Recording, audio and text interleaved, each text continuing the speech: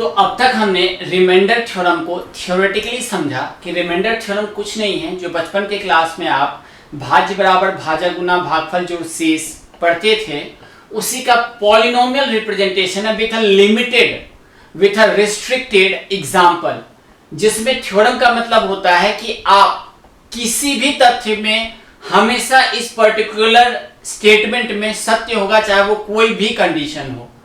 तो ये कहता है, क्योंकि अब स्टेटमेंट समझने की बारी है, बिकॉज मैंने आपको समझा तो दिया था, तो इसका statement, because it may be asked in your examination कि बताइए व्हाट इज रिमाइंडर थ्योरम। तो याद रखिएगा जो भी लाइन मैंने लिखा है वो शब्दशः लिखने के बाद इसे आप पर्टिकुलर इस फॉर्मेट में लिख सकते हो, और एक एग्जाम्पल भी मैंने लिखा है, वो एग्जाम्पल दे देते हैं। तो it is a complete answer of what is remainder theorem and explain it with an example. Fine. तो रिमाइंडर थ्योरम कहता है let P X be a polynomial of degree greater than equals to 1। मतलब ये जो polynomial है उसका degree मतलब highest power जो हो वो कैसा हो, 3x टू द पावर -1 हो सकता है, 3x टू द पावर 1-5 हो सकता है, 3x टू द पावर 3 -8, मतलब कुछ भी हो लेकिन ग्रेटर देन इक्वल्स टू 1, जिसकी हाईएस्ट पावर क्या है, ग्रेटर देन इक्वल्स टू 1 हो। ये वैल्यूज हमेशा ऐसा हो। इससे आप x पावर 1 लाख दे दो, 2 लाख, 50 लाख, जो भी देना है दे दो, लेकिन मिनिमम पावर जो होना चाहिए ये 1 होना चाहिए। मिनिमम जो डिग्री होना चाहिए उस पॉलिनोमियल में मिनिमम 1 हो, और उसके आगे आप जितना रख सकते हो रखो एज एन एग्जांपल। तो भाज्य जो है, जो आपका डिविडेंड है, उसका पावर हमेशा ग्रेटर देन इक्वल टू 1 होना चाहिए। में अगर हम x-1 मैंने रिस्ट्रिक्ट कर दिया कि x-1 मतलब x कोई वेरिएबल होगा, जो वेरिएबल यहां होगा उसमें कोई कांस्टेंट हो, तो उसके बारे में कहा है कि let a be any real number. ये जो a है ये एक रियल नंबर, और रियल नंबर मैंने पढ़ा चुका है कि ऐसा नंबर जो नंबर लाइन पे रिप्रेजेंट हो, चाहे वो रैशनल हो सकता है, इरैशनल हो सकता है, इंटीजर हो सकता है, होल नंबर हो सकता है, और नेचुरल नंबर हो सकता है। तो मतलब px में x का पावर जो हो वो ग्रेटर देन इक्वल टू 1 हो, और a जो हो, जो यहाँ पे आप क्वोशेंट की बात कर रहे हैं, सॉरी ये जो आप डिवीजर की बात कर रहे हैं, ये a जो हो वो हमेशा रियल वैल्यू हो। तो px is divided by linear polynomial x-1। अगर हम ऐसे केस में अगर इसको डिवाइड करते हैं तो जो मेरा p ऑफ a होता है, मतलब ये जो वैल्यू आएगा ये एक हमेशा p ऑफ a मीन्स कोई ना कोई रियल नंबर ही होगा। It will be not any kind of polynomial. जैसे मैंने बताया कि यहाँ पे पावर 1 है, तो हम डिवाइड करने के बाद हम मेरे पास यहाँ पे किसी भी हालत में वैल्यू जो है वो एक कांस्टेंट और अ रियल नंबर होगा। चलिए, ये तो आपको मैंने थ्योरेटिकली तो एग्जाम में पूछे what is remainder theorem. Remainder theorem states that let px be a polynomial of degree greater than equal to 1। मैंने एकदम बाइफर्केट करके लिखा है। और a के बारे ये क्या है, ये आपको डिविडेंड के बारे में बोला है, डिवीजर के बारे में बोला है। a जो है वो मेरा कैसा होना चाहिए, एक रियल नंबर होना चाहिए। तो px मतलब ये डिविडेंड में अगर हम डिवाइड करते हैं इससे, तो मेरा जो रिमाइंडर, यही है रिमाइंडर थ्योरम ना, मेरा जो रिमाइंडर होगा वो एक रियल नंबर या एक कांस्टेंट होगा। Is that clear? ओके। अब एक एग्जांपल से हम इसको समझने का प्रयास करते हैं। यहाँ पे अगर मैं देखूं, ये अगर आप यहाँ पे देख सकते हैं, तो हम लोग इसको थोड़ा डिटेल्स में देखें।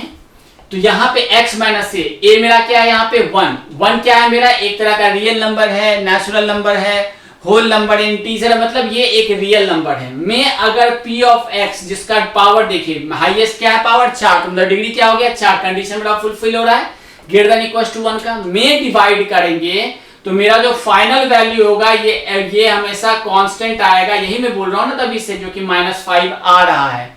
ये कैसे आ रहा है ये हम देखने का प्रयास करते हैं। तो अब इसको डिवाइड करने का पहले एक तरीका होता है, वो हम स्टेप्स में आपको बता दूं।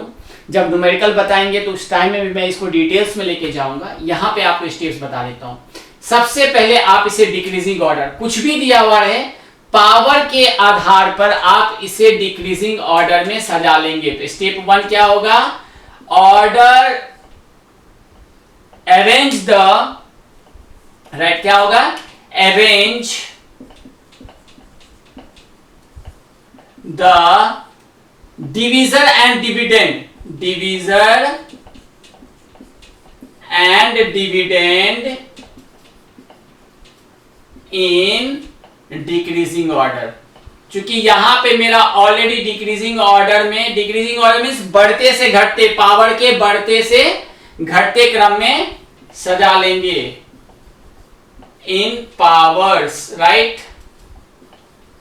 फाइन, पहला स्टेप क्लियर हो गया। तो ये मेरा ऑलरेडी है तो इसको कुछ नहीं करेंगे। अब हम ये वाले वैल्यू, जो वैल्यू x है, उसको हम 1 by 1 डिवाइड करना शुरू करेंगे डिविडेंड के 1 by 1 टर्म से, बेस्ड ऑन द डिग्री। यहां पावर क्या है, 1 है, तो जो मेरा वैल्यू रहेगा उसमें x से भागा दे देंगे, राइट। तो x से अगर भागा दे तो क्या हो जाता है, 3x to the power 4 divide by x, तो मेरा वैल्यू क्या होगा, 3x क्यूब। तो इसमें पहला क्या रहेगा, 3x क्यूब, तो 3x क्यूब।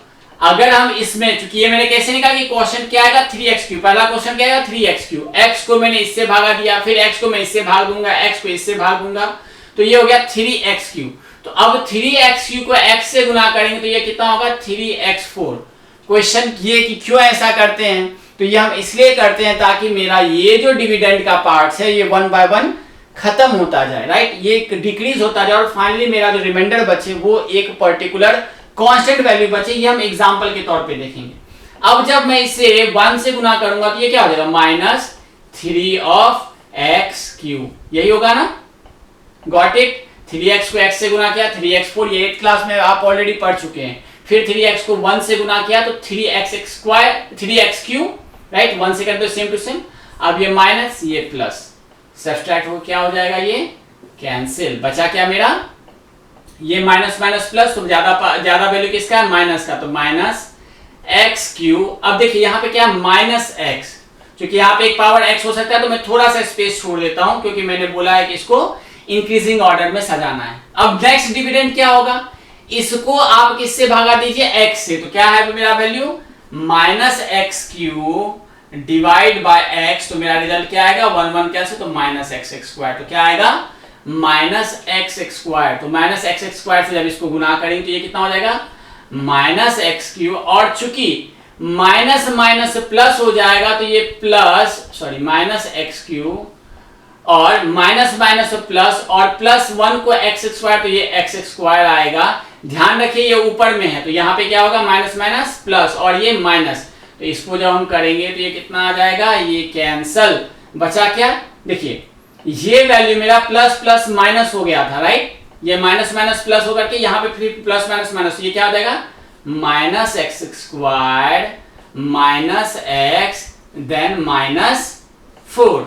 ठीक, अब नेक्स्ट क्वेश्चन मेरा किसके हिसाब से आएगा, इसके हिसाब से आएगा, तो फिर डिवाइड करते हैं, -x स्क्वायर बाय x, तो कितना आ जाएगा, -x, तो अगला वैल्यू क्या आएगा, -x। ठीक है, आप समझ रहे हो कि मैं क्या कर रहा हूं, तो -x को अब इससे गुना करेंगे तो ये कितना हो जाएगा, -x स्क्वायर और माइनस माइनस प्लस, प्लस क्या, x, गॉट इट। और फिर यहाँ पे और कुछ वैल्यू बचेगा नहीं, तो ये माइनस माइनस प्लस हो गया और ये माइनस, तो बचा क्या मेरा, ये कैंसल और ये माइनस माइनस माइनस 2x -4। अब क्या बचा मेरा, -2x, -2x को x से भागा देंगे तो क्या आ जाएगा मेरा, -2x को x से भागा तो -2 से रहेगा, तो -2 मेरा नेक्स्ट क्वोशिएंट रहेगा। तो -2 से गुना करने के बाद ये कितना हो जाएगा, -2x और इसको गुना करने के बाद -2, क्या हो गया, -2। फाइन, तो ये प्लस और ये माइनस माइनस हो करके प्लस, तो ये वैल्यू जाने के बाद यहाँ पे वैल्यू +2 आया, मतलब एक तरह का कांस्टेंट वैल्यू आया। Is that clear? तो मतलब ये मेरा फाइनल वैल्यू जो आया वो मेरा एक कांस्टेंट वैल्यू आया, ये 5 हो सकता है, 4 हो सकता है, 10 हो सकता है, लेकिन हमेशा एक रियल नंबर का वैल्यू होगा। तो हम इसको चेक कर लेते हैं। 3x³ में जब हम x से गुना करते हैं तो 3x4 आया। फाइनली इसका वैल्यू मैंने इससे गुना किया तो यहाँ पे वैल्यू मुझे प्लस माइनस माइनस होकर के ये माइनस एक्स क्यूब आया था, फिर माइनस एक्स और माइनस 4 था, तो फाइनली मैंने इसे एक्स स्क्वायर, ये देखिए मैं बिल्कुल इसी तरह से कर रहा हूं, माइनस एक्स क्यूब को यहां से डिवाइड किया इससे और फाइनली मेरा ये आया। फाइनली कटने के बाद minus minus x square minus 4।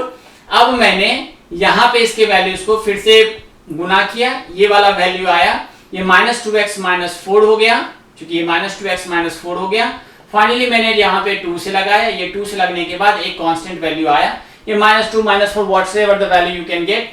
तो ये तरीका होता है रिमाइंडर। तो मेरा ये दिखाने का था कि ये जो वैल्यू आ रहा है माइनस 5 आया, माइनस 2 आया, माइनस 6 आया, whatever the value you are getting, ये हमेशा कांस्टेंट होगा, and that is the meaning of remainder theorem. तो मैं इसे समराइज करता हूं कि रिमाइंडर थ्योरम कहता है कि पॉलिनोमियल में अगर किसी लीनियर इक्वेशन x-1 से भाग दिया जाएगा तो जो ये मेरा रिमाइंडर बचेगा ये ऑलवेज एक रियल नंबर होगा, जो हम देख चुके हैं। Fine, so this is all about the remainder theorem. तो तरीका ये है कि सबसे पहले आप उसे डिक्रीजिंग ऑर्डर में सिलेक्ट करेंगे, फिर वन बाय वन आप डिविडेंड में डिवाइड करते जाएंगे, और डिविडेंड में डिवाइड करने के बाद जो फाइनल रिमाइंडर बचेगा वो हमेशा कांस्टेंट होना चाहिए, ये हमेशा कांस्टेंट होना चाहिए। So that's all from the remainder theorem till now. Fine.